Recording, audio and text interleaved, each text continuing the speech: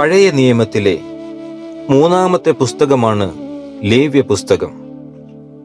അതൊരു നിയമങ്ങളുടെ പുസ്തകം മാത്രമല്ല, മറിച്ച് ഒരു ജനതയുടെ ആത്മാവിലേക്ക് ദൈവത്തിൽ നിന്നുള്ള ഒരു മന്ത്രിക്കൽ കൂടിയാണ്.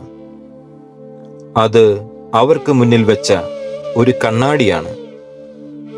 വിശുദ്ധിയുടെ മുഖം അതിൽ പ്രതിഫലിക്കുന്നു. കൂടാതെ ആ മുഖത്തിന്റെ പ്രതിഫലനമാകാൻ അവരെ ക്ഷണിക്കുകയും ചെയ്യുന്നു. അത് കേവലം ഒരു കൽപ്പനയുടെ സ്വരത്തിലല്ല സംസാരിക്കുന്നത്, മറിച്ച് ഒരു വിശുദ്ധ ലക്ഷ്യത്തിന്റെ ഗാനമായിട്ടാണ്.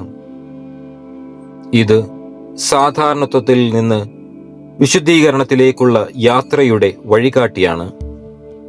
കാരണം അത് പഠിപ്പിക്കുന്നു, ജീവിതത്തിലെ സകലതും, യാഗം, ഭക്ഷണം, ഒരു കൈയുടെ സ്പർശം പോലും വിശുദ്ധമാക്കാൻ സാധിക്കുമെന്ന്. ഒരു അകന്ന ന്യായാധിപന് നൽകേണ്ട കടമായിട്ടല്ല, മറിച്ച് ഒരു തകർന്ന ഹൃദയത്തിനും സൃഷ്ടിയുടെ ദൈവിക ഹൃദയത്തിനും ഇടയിൽ പണിയപ്പെട്ട ഒരു പാലമായിട്ടാണ് ഇത് പാപപരിഹാരത്തെക്കുറിച്ച് സംസാരിക്കുന്നത്.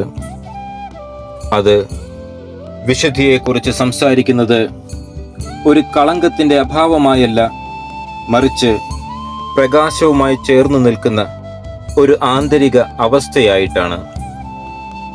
അതുപോലെ ഉത്സവങ്ങളെയും ഉപവാസങ്ങളെയും അത് പറയുന്നത് കേവലം ആചാരങ്ങളായല്ല, മറിച്ച് ആത്മാവിൻ്റെ താളങ്ങളായിട്ടാണ്.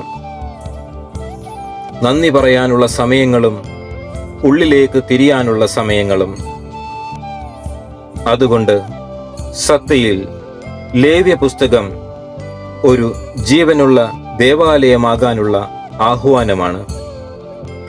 വിശുദ്ധമായത് വസിക്കുന്ന ഒരു മാംസത്തിന്റെ ആത്മാവിന്റെയും ക്ഷേത്രം. ദൈവത്തിന്റെ വിശുദ്ധി ഒരു വിദൂര ലക്ഷ്യസ്ഥാനമല്ല, മറിച്ച് നമ്മുടെ ജീവിതത്തിലെ ഓരോ കാൽവെപ്പിലും നടക്കേണ്ട ഒരു വഴിയാണെന്നുള്ള സൗമ്യവും എന്നാൽ ശക്തവുമായ ഒരു ഓർമ്മപ്പെടുത്തലാണ് അത്.